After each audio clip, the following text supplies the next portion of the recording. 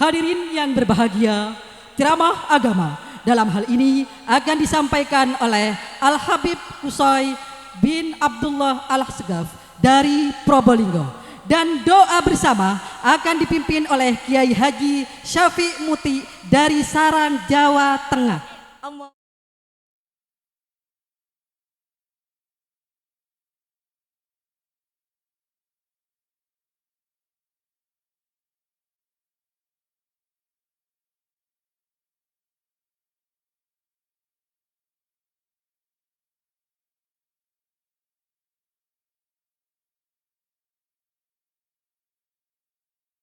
Bismillahirrahmanirrahim. Assalamualaikum warahmatullahi wabarakatuh.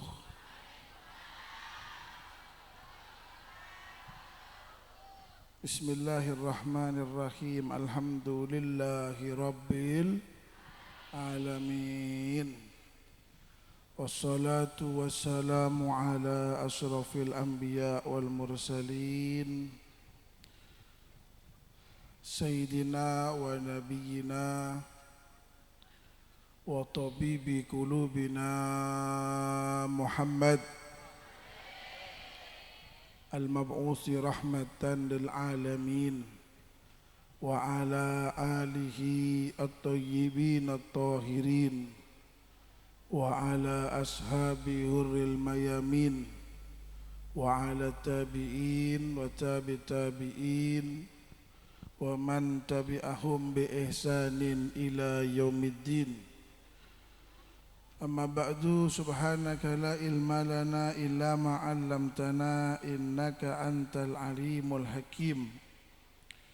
Rabbi ishrah li sadri wa yassir li amri wahlul 'uqdatam min lisani yafqahu qawli. Wasaddid lisani wahdi bihi qalbi bihaqqi sayyidina wa nabiyyina wa maulana Muhammad wa sahbi wal ali. Amma ba'du, para masyayikh, para kiai yang saya hormati dan saya muliakan, wabil khusus Kiai Robit Abdillah Nasih beserta Ibu Nyai Hajjah Fina Nikmah.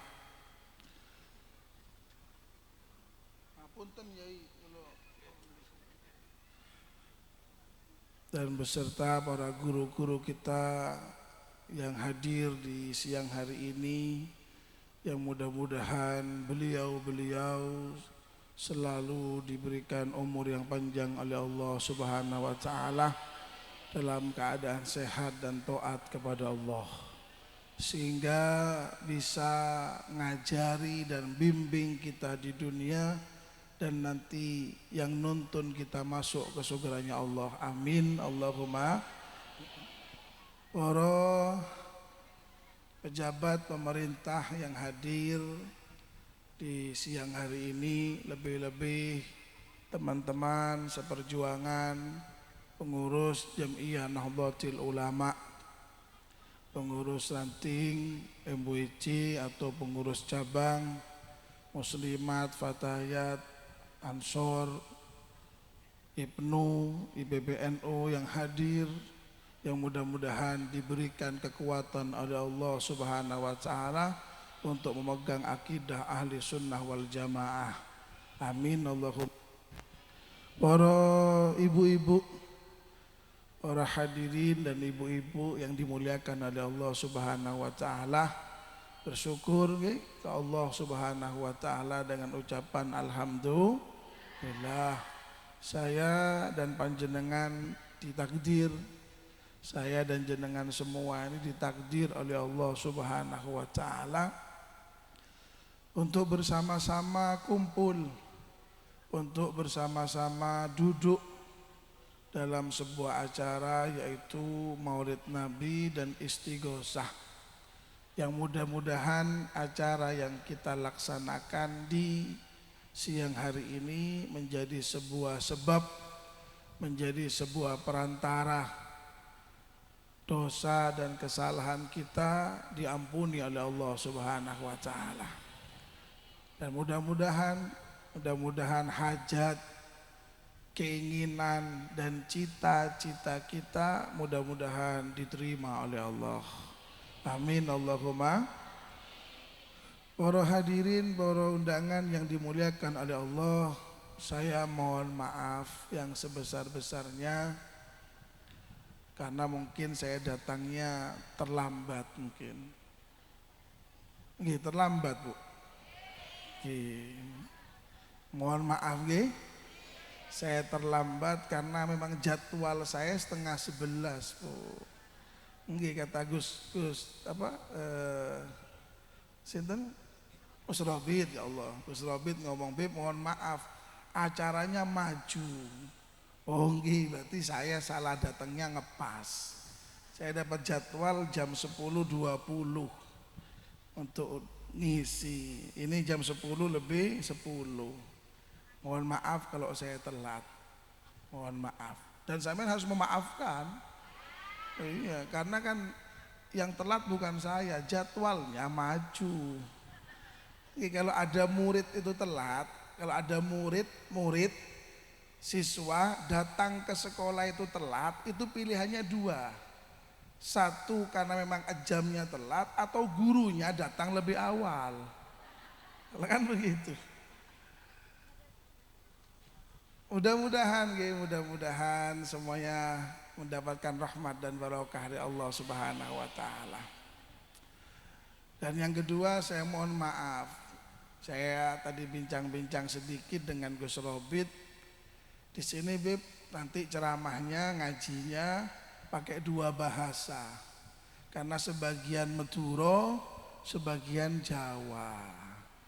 Ya, betul. Ya, cuman saya kalau campur aduk itu kadang kebanyakan Maduranya malah. Biar sudah apa yang saya keluarkan didengarkan saja. Mudah-mudahan manfaat, nggih.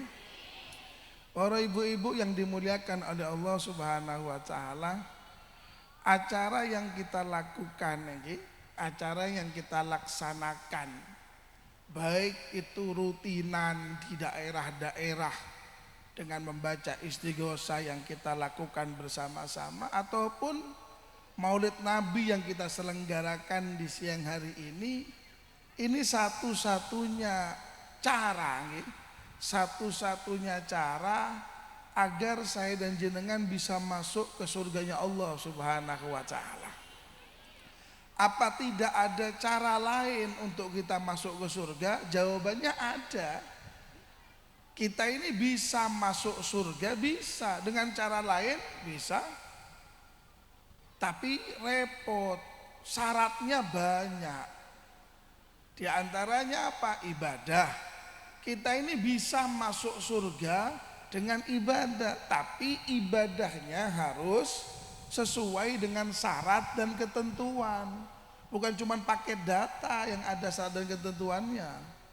Masuk surga dengan ibadah juga harus ada ketentuan. Bagaimana ketentuannya? Satu, harus sesuai dengan rukun. Dua, harus syaratnya sempurna. Tiga, yang penting harus khusyuk. Sholat. Apa bisa kita masuk surga dengan sholat? Bisa. Yang penting sholatnya, rukunnya genap, tepat, syaratnya sempurna, khusyuknya dapat. Nah, kira-kira mohon maaf, kalau kelas saya dan jenengan sholatnya khusyuk apa enggak? Lah kalau ngomong anda ya jangan berharap surga. Lengge. Oh saya khusyuk, ya monggo. Monggo kalau kita merasa khusyuk, saya dan jenengan ada yang merasa khusyuk nggak apa-apa. Tapi kan orang merasa ini harus tahu diri. Saya merasa saya ganteng. Tapi kan gantengnya harus tahu diri. Bagaimana kocoan? Elek apa api? Gantengnya itu ngaku-ngaku atau memang ganteng beneran? Jenengan merasa cantik boleh, untuk diri sendiri boleh, tapi kalau ngerasa cantik untuk orang lain harus kocoan. Kayak nih, saya mulai tadi melihat alhamdulillah teringat dengan jamaah umroh. Mudah-mudahan sampai ke Mekah Madinah. ada yang pakai slayer warna api, oranye macam-macam. Lah, bisa pas di tengah naleni itu bisa pas di tengah, itu sebab apa? Sebab kocoan. Baik kocoan dengan koco atau dengan temennya. Temennya ngomong, miring. Nah, dibetulno kan koco. Orang laki ini, saya dan bapak-bapak para kiai ini bisa songkokan epas lurus begini karena kocoan. Dan termasuk jenengan bisa cantik itu gara-gara kocoan. Sampean mau pakai bedak yang paling mahal sekalipun, MS Glow, apa? Sallallahu alaihi Muhammad. Mau apa namanya, skincare. Jenengan mau pakai bedak yang paling mahal sekalipun, tapi makainya ndak kocoan, gimana kira-kira? Tebel sebelah, Bu. Iya kan, tebel sebelah putih, sebelah hitam. Kita ini kan butuh koco, kayak jenengan jenengan ibu-ibu pakai kerudung dengan rapi, bagus. Kenapa? Karena kocoan. Walaupun kudungnya berbeda-beda. Karena orang perempuan ini beda dengan orang laki. Kalau orang laki itu atributnya satu, Bu. Jangan lihat orang laki itu atributnya satu, paling banter dua.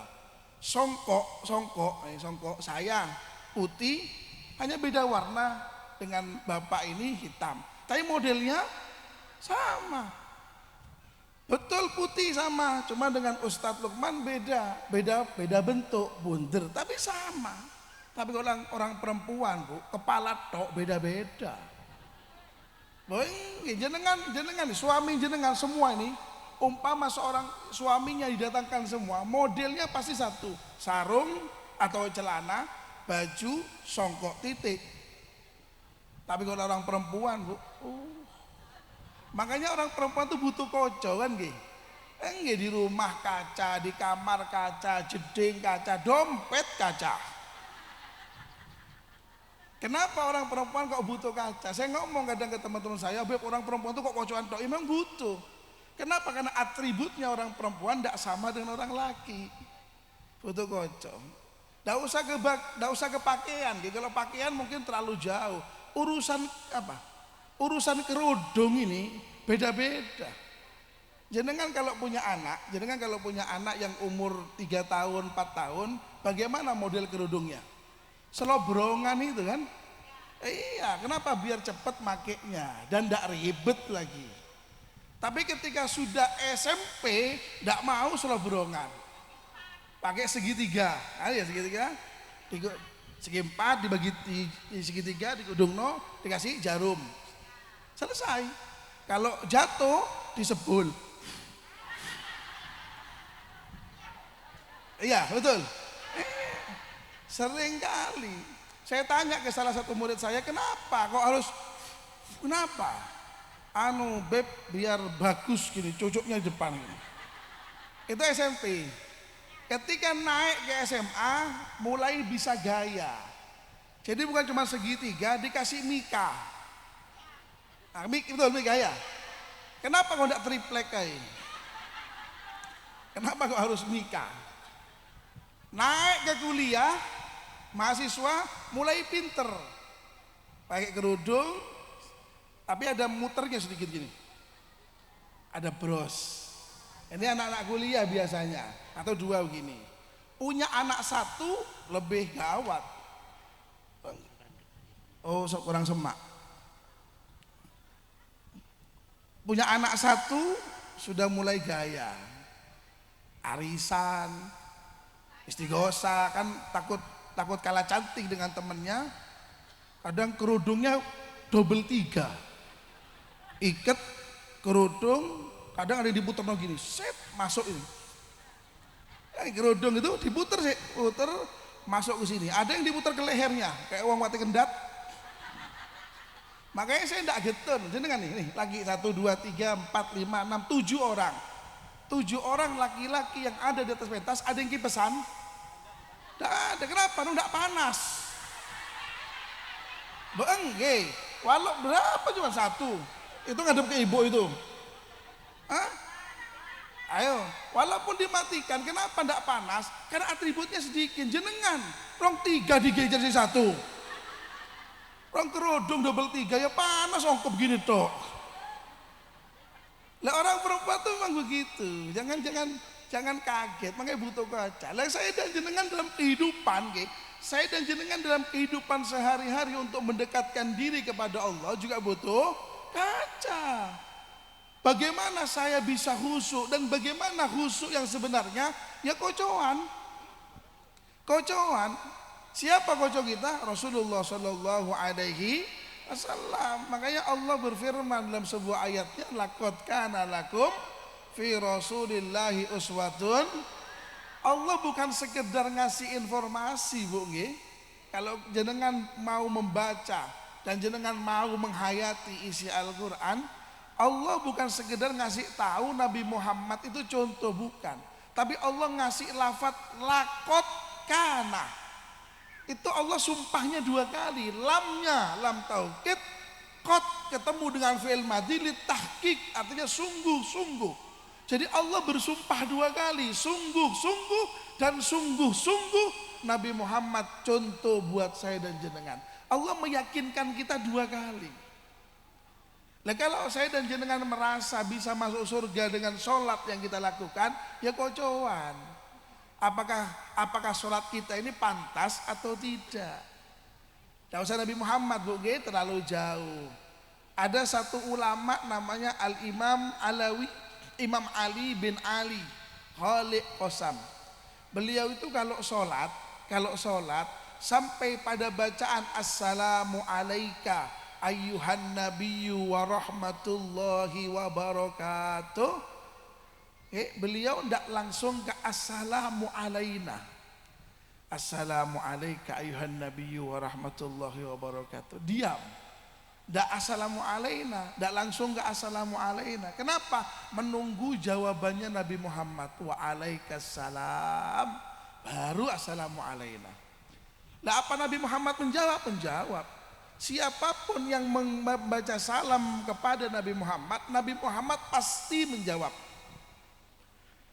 Cuman kita saja yang nggak mendengar. Kenapa? Karena kuping saya dan jenengan banyak dosa nih. Kuping saya jenengan kopok banyak geludusan nayu. Lengge. Tapi beliau Al-Imam Alawi bin Ali Khaliq Qasam, karena memang dosanya sedikit dan selalu beristighfar kepada Allah, dan ketika sholat khusyuk beliau ketika at-tahiyatul mubarakatuh assalamu alaika ayyuhan nabiyyu wa rahmatullahi wa barakatuh, diam. Nah ketika mendengar jawaban wa alaikassalam baru assalamu alaina. Ini koco saya dan jenengan. Kalau jenengan merasa khusyuk monggo duhur nanti dicoba. Assalamu alaika ayuhan nabiyyu wa rahmatullahi wa barakatuh. Jangan sampai melanjutkan assalamu alaina sebelum mendengar jawaban Nabi wa alaikassalam. Kira-kira gimana? Maghrib guru maghrib, Bu? Mau tak kira maghrib, tak kira maghrib. Lah kan kenapa? Bukan Nabi enggak menjawab. Nabi menjawab, tapi kita yang penuh dengan dosa. Contoh yang lain, kocok yang lain. Saya sering ngasih kocok gini, ngasih gambaran-gambaran contoh-contoh begini, agar saya dan jenengan ini sadar bahwa kita ini tidak ada apa-apanya gitu. Agar kita ini jangan sok-sokan dengan inna akramakum indallahi atqakum. Kan banyak di antara kita ini kan berdalil inna akramakum indallahi atqakum. Yang mulia itu di sisi Allah ada takwanya. Iya betul. Tapi takwa mana yang kita andalkan di hadapan Allah, itu takwa yang mana? Ada seorang ulama itu kalau sholat, beliau itu kalau sholat istighraq, tenggelam dalam kenikmatan sholat. Jadi kalau sholat bukan sekedar menggugurkan kewajiban, tapi beliau kalau sholat sampai tenggelam dalam kenikmatan sholat. Dan ketika beliau sholat, beliau naruh satpam. Tahu satpam jenengan? Naruh satpam. Jadi naruh orang di sebelahnya. Jadi ketika beliau sholat ada orang yang jaga rukun-rukun sholatnya beliau. Kenapa? Kalau nggak dijaga bisa sampai 2 hari 2 malam sholat itu. Jadi beliau kalau sholat Allahu Akbar, kemudian baca iftitah, habis baca iftitah baca Fatihah, habis baca Fatihah bisa ngatamkan Quran. Makanya ada satpamnya. Apa tugasnya satpam? Untuk ngasih tahu rukun selanjutnya. Jadi Allahu Akbar, satpam nunggu, dilihat jam. Oh sudah 1 jam ini berdiri. Satpamnya mungkin jerit, ajar reng yuk, teriak, rokok, kaget, baru rokok. Nah ketika rokok, subhanarabbiyal azim wa bihamdi, beliau tuh tenggelam dalam kenikmatan bertasbih kepada Allah. Rokok ini bisa berjam-jam kalau nggak diingatkan. Sehingga diingatkan sama satpamnya, i'tidal, baru i'tidal. Dan si satpam ini akan terus mengingatkan rukun-rukun sholat sampai salam. Kenapa? Kalau nggak diingatkan, beliau akan tenggelam dalam kenikmatan sholat. Nah kalau seperti ini sholatnya bisa untuk beli surga. Saya jenengan kan nggak usah sampai husuk begitu. Dan kelas saya dan jenengan, untuk tidak husuk, yang goda nggak usah setan, Bu. Terlalu hebat setan goda saya dan jenengan. Siapa? Cukup gerang asin, cukup ikan kering. Jenengan Allahu Akbar, ikan kering lewat, enak ini. Itu kan kelas saya dan jenengan. Lah beliau apa indera penciumannya hilang? Tetap ada, cuman semuanya kalah dengan kenikmatan sholat. Lah Profesor Doktor, kenapa saya mengatakan begini? Karena Profesor Doktor As-Sayyid Al-Muhaddis Al-Imam Al-Musnid Abuya Sayyid Muhammad Ibn Alawi Al-Maliki mengatakan ad-dunya mahi mizah wal jannah mahi balas. Dikatakan dunia yang kita tempati hari ini, dunia yang kita hidup di dalamnya, ini mahi mizah, bukan tempat untuk bersenang-senang, bukan tempat untuk bergembira, bukan tempat untuk guyonan, bukan tempat untuk kerja nyari dunia, bukan, tapi untuk ibadah. Wa ma umiru illa liya'budullah, kata Allah. Saya dan jenengan ditakdirkan hidup oleh Allah, tujuannya satu, untuk ibadah. Kenapa kok kita di dunia suruh ibadah? Sebab al-jannah mahi balas. Sebab surga tidak gratis. Surga itu ada tiketnya. Surga itu ada karcisnya. Lah kira-kira saya dan jenengan yang pengen masuk surga bisa apa tidak bayar karcisnya surga? Apa karcisnya surga? Wa amma man sakulat mawazinu wa huwa fi isyatin wa amma man khaffat mawazinu fa ummuhu, itu tiketnya surga. Kalau amal ibadah kita banyak, berat timbangannya, bisa membeli surga. Tapi kalau amal ibadah kita sedikit, enteng timbangannya, maka kita nggak bisa beli surga. Lah kira-kira, ayo sadar diri, sadar diri, kira-kira jenengan dengan ibadahnya, saya dan jenengan dengan ibadah yang kita lakukan setiap hari, kira-kira sanggup apa enggak beli surga? Ayo, kalau tahu memang sanggup, ibadah mana yang mau kita andalkan? Sholat kita seperti tadi, puasa, Allah nggak pernah bohong. Wa ma rabbuka bidzalamin lil abid. Nabi Muhammad tidak pernah salah kasih informasi. Wa ma yantiqu an hawa in huwa illa wahyun yuha. Apa kata Nabi Muhammad? Barang siapa yang berpuasa dengan ikhlas karena Allah, ghufira lahu ma taqaddama min dzambi. Kalau kita puasa karena Allah dan benar-benar karena keimanan, maka segala dosa kita akan dihapus. Tapi pertanyaannya kembali, puasa kita itu lillahi ta'ala apa enggak? Lillahi ta'ala di bibir, tapi di perut pindah jam tayang makan. Lah kan ada satu imam, ada satu ulama namanya Imam Auza'i. Ini contoh buat saya dan jenengan. Imam Auza'i ini, Bu, Imam Auza'i ini senang puasa. Senang sekali puasa. Karena senangnya puasa, mohon maaf. Beliau kalau ke WC sebulan 1 kali. Bukan sehari 1 kali, sebulan sekali. Jadi kalau ke WC itu sebulan sekali. Kenapa? Senang puasa. Apa ndak buko? Apa enggak sahur? Sahur. Beliau kalau buka dengan kurma 3, sahurnya kurma 3. Ya kurma Bu yang dimakan. Ya ada ampasnya. Ada ampas keluar sebulan sekali. Kita kan betul-betul kita puasa, tapi buku ambil sahurnya lebih jahat. Kadang kalau puasaan makannya lebih banyak ketimbang bukan puasa. Kalau bukan puasa, pagi mungkin sarapan pecel. Jam 2 harus baru makan siang. Itu sore kadang makan, kadang tidak. Tapi kalau Ramadan berapa kali makan? Nasinya 2 kali, koleke. Kadang mau adzan assalatu wassalamu alaik, siap. Teh segelas, kolek semangkok. Adzan dimakan kolek. Semangkok ini. 1 mangkok. Belum es. Minum. Habis itu sholat.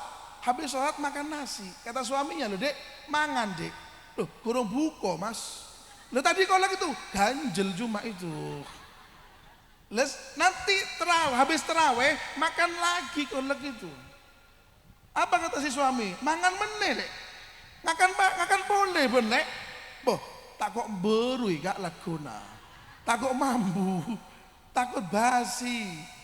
Kita kalau Ramadan lebih banyak makan ketimbang di luar Ramadan. Lah apa puasa seperti ini yang kita andalkan di hadapan Allah untuk bisa dapat tiketnya surga? Gak bisa.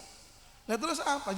Tak usah saya dan jenengan, tak usah saya dengan Syekh Abdul Qadir Al-Jailani radhiyallahu taala anhu. Sering diceritakan oleh guru-guru kita. Syekh Abdul Qadir Jailani ini Bu, sholat subuh.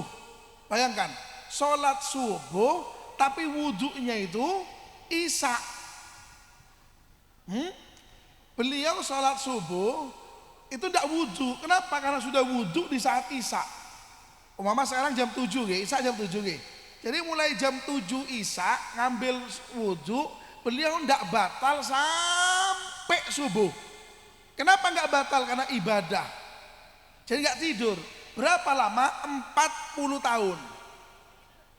Syekh Abdul Qadir Jailani itu 40 tahun sholat subuh dengan wudhu isya.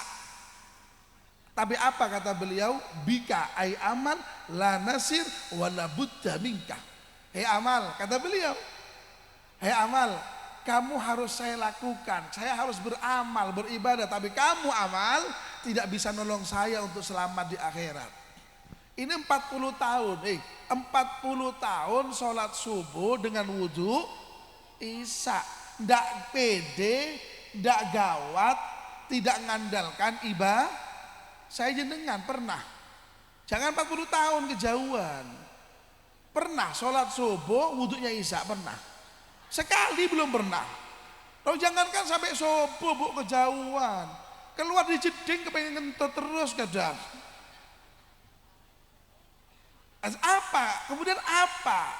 Apa andalan saya dan jenengan? Apa andalan saya dan jenengan untuk bisa mendapatkan tiket surga itu apa? Kalau ibadah kita nggak mampu. Kembali seperti yang saya sampaikan awal, perkumpulan kita yang kita lakukan setiap bulan, perkumpulan yang kita lakukan istighosah, ini cara kita untuk mendapatkan surganya. Apa kata Allah dalam satu firman-Nya? Wasiqal ladzina taqaw rabbahum ilal jannati zumara. Allah yang berfirman dan Allah yang berjanji pada kita, wasiqal ladzina taqaw rabbahum, akan dikumpulkan, akan digiring, akan diantarkan oleh Allah Subhanahu wa taala, oleh malaikat-malaikatnya Allah. Siapa orang-orang yang takut dan takwa kepada Allah? Kemana? Ilal jannah, ke surga. Zumaro, rombongan. Jadi nanti orang masuk surga itu bukan satu persatu kayak antri BLT. Jadi nanti masuk surga itu bukan kayak antri ATM. Nomor urut 1 masuk, loket 2. Bukan seperti itu. Masuk surga itu zumaro, rombongan. Seperti saya dan jenengan hari ini dari Probolinggo rombongan, dari Lumajang rombongan, dari Pasuruan rombongan, dari mana lagi?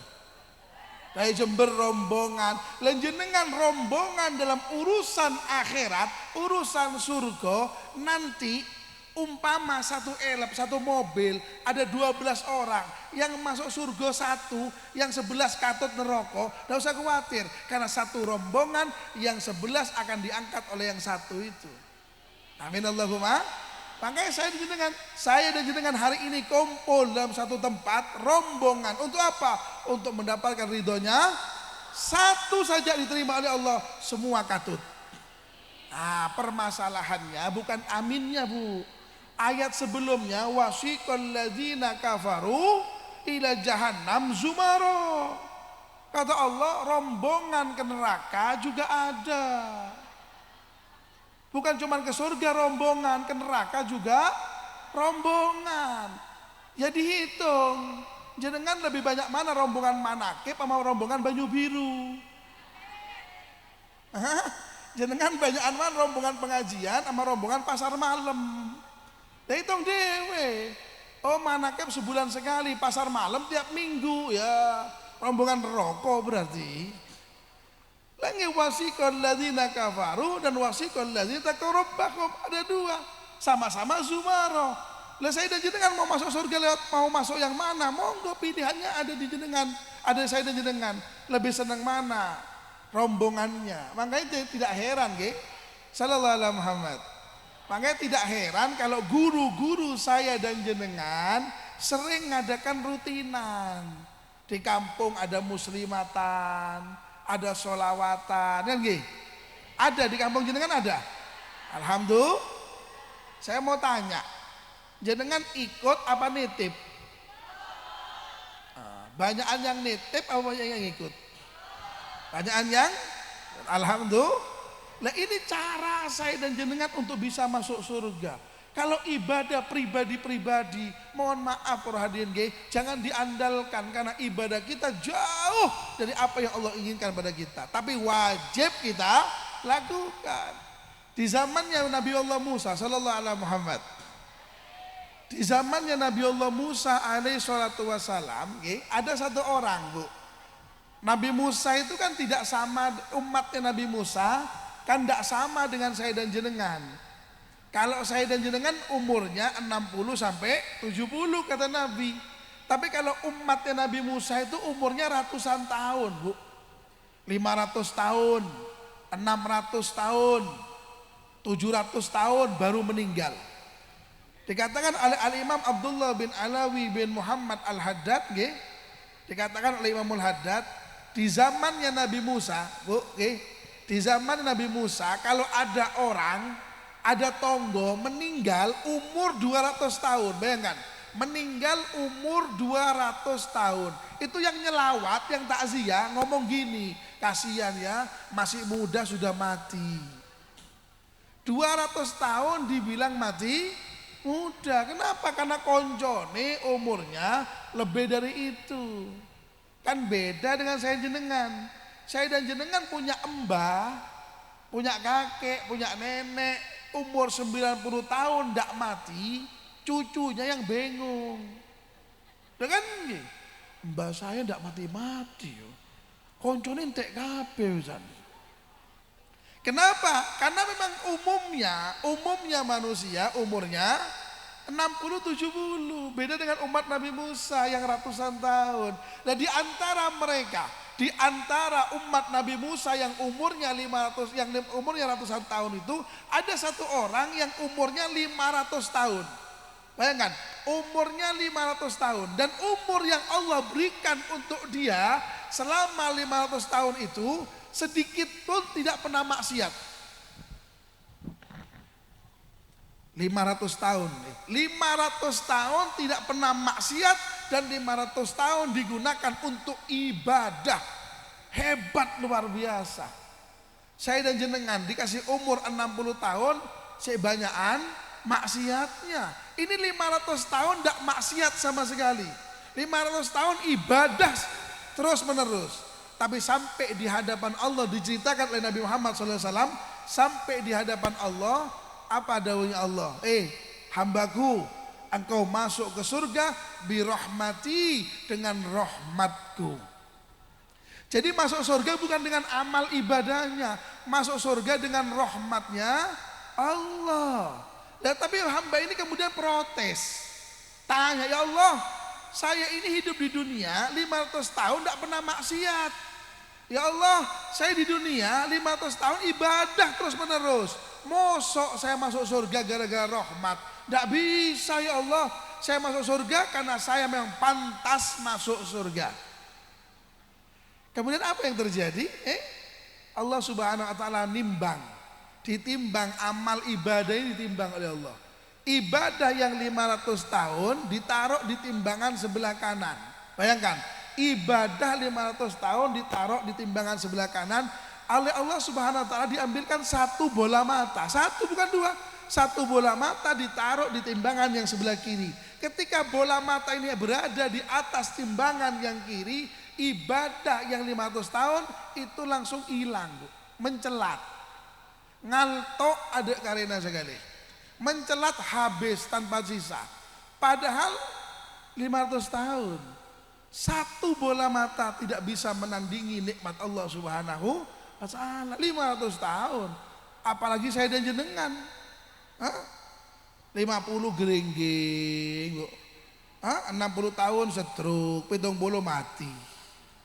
Apa yang kita harapkan? Apa yang kita andalkan dengan ibadah kita? Tidak lain.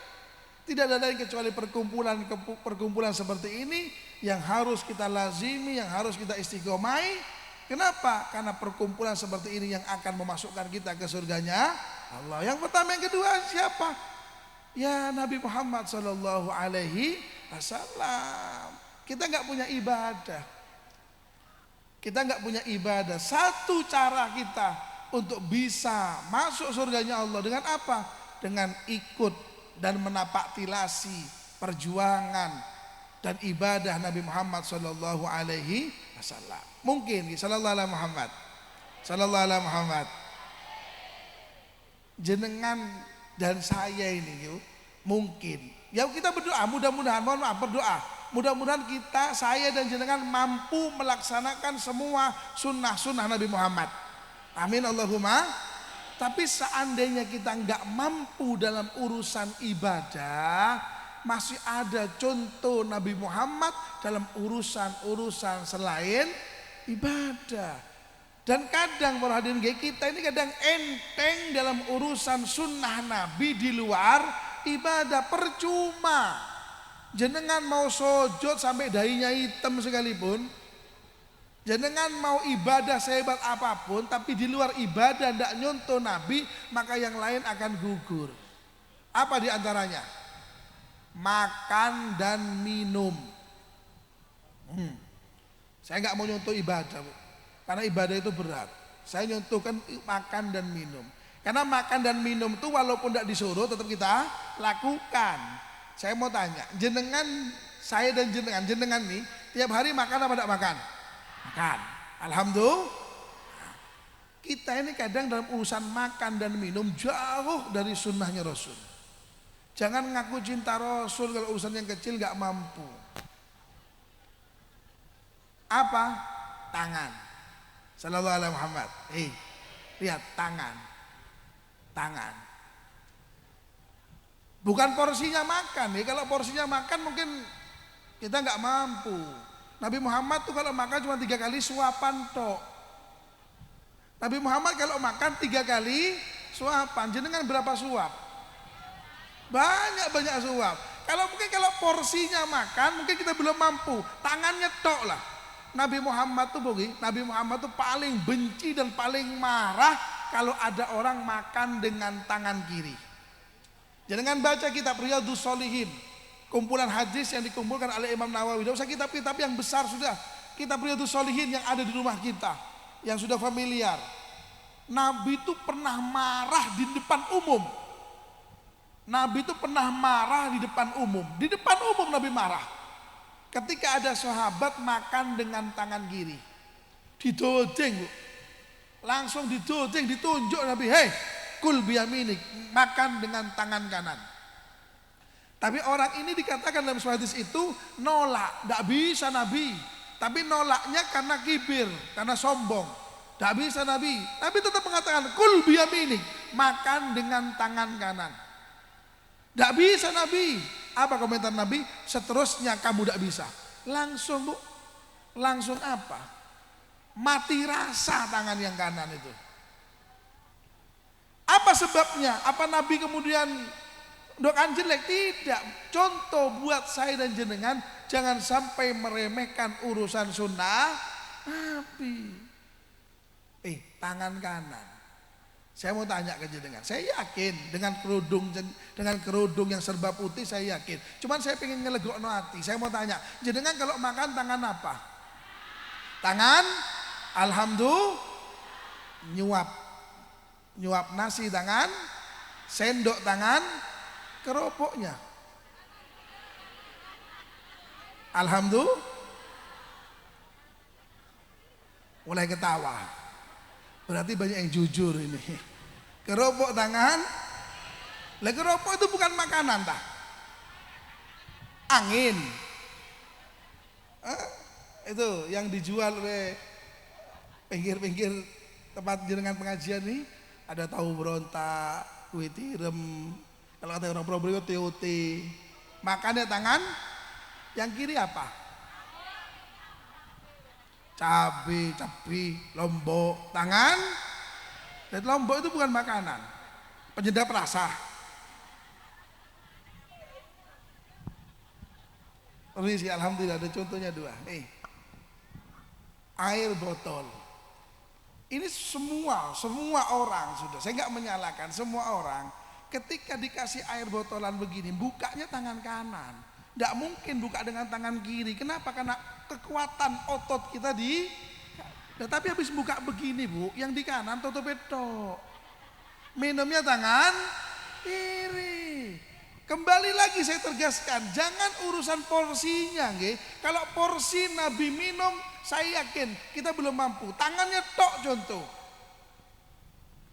Jangan sok-sokan saya tahajud alhamdulillah, saya duha alhamdulillah. Semua itu bohong. Kalau yang kecil belum kita lakukan. Jangan ngaku bisa meluk gunung kalau kerikil belum punya. Saya bisa bikin gunung, punya kerikil tidak punya. Ya bohong namanya. Kalau porsinya, mohon maaf, berat. Dikatakan, diriwayatkan Nabi Muhammad itu kalau minum 3 kali tegukan dan setiap tegukan Bismillah, Alhamdulillah. Nabi itu kalau minum, gelak Bismillahirrahmanirrahim, gelak Alhamdulillah. Bismillahirrahmanirrahim, gelak Alhamdulillah. Bismillahirrahmanirrahim, gelak Alhamdulillah. Ditaruh. Nabi minum begitu. Kira-kira jenengan bisa apa enggak? Di tempat ini bisa. Coba di rumahnya, habis kerja, habis masak, kora-kora, ngepel, nyapu, terhidang, tersaji di atas meja, air minum yang ada esnya. Mikiri bismillah, tak mikire yuk. Klak. Lengan begitu. Kembali saya contohkan. Ketika dikasih air gelasan, mungkin kalau muslimatan, sholawatan, dikasih air gelasan, pegang sedotan, nyoblosnya ini tangan. Kenapa? Karena kekuatan kita di kanan. Tapi habis blus begini, tidak pindah ini. Minumnya tangan, lo apa manfaatnya Bim? Apa gunanya? Ketika Nabi nyuruh sahabat, kul biyaminik, makan dengan tangan kanan. Sahabat tidak tanya ABCD. Kenapa? Karena sahabat cintanya ke Nabi, sahabat imannya ke Nabi tidak perlu dipertanyakan. Ayah taro ridho habibi ala ridho ghairi. Sahabat itu punya pegangan, lebih senang melaksanakan apapun yang dicintai oleh orang yang dicintai ketimbang melaksanakan orang lain. Walaupun dalilnya belum ketemu. Sahabat itu ketika Nabi mengatakan kul biyaminik, sahabat tidak tanya haram Nabi, haram. Tidak tanya seperti itu. Nabi tidak senang, langsung ditinggalkan. Kalau saya dan jenengan kan tidak, Bu. Jangan seperti itu. Nabi tidak senang. Haram tah? Kata imam ini tidak apa-apa. Menurut pendapat ini tidak apa-apa. Itu berarti imannya, cintanya kelas TK sean. Lagi sahabat itu tidak tanya dalil. Kenapa Nabi kok harus tangan kanan kalau makan? Kalau sama-sama pemberian Allah, kanan pemberian Allah, kiri pemberian Allah. Kenapa kok nggak boleh yang kiri? Nabi nggak tanya, sahabat nggak tanya seperti itu. Apa? Nabi nggak mau ditinggalkan. Sekarang baru ketahuan ternyata secara medis kalau kita makan dengan tangan yang kanan, maka makanan dan minuman yang masuk ke tubuh kita ini menjadi energi positif, membuat kita semangat untuk ibadah. Jadi darah, jadi daging yang menyemangati kita untuk ibadah. Tapi kalau masuk dari tangan yang kiri, maka makanan dan minuman itu akan menjadi energi negatif yang membuat kita malas untuk ibadah. Wa ashabus simal lima ashabus simal fi samumin wajilimin ya baridin wala. Itu orang-orang yang senang dengan kiri tidak pernah merasa tenang, tidak pernah merasa nyaman, panas terus.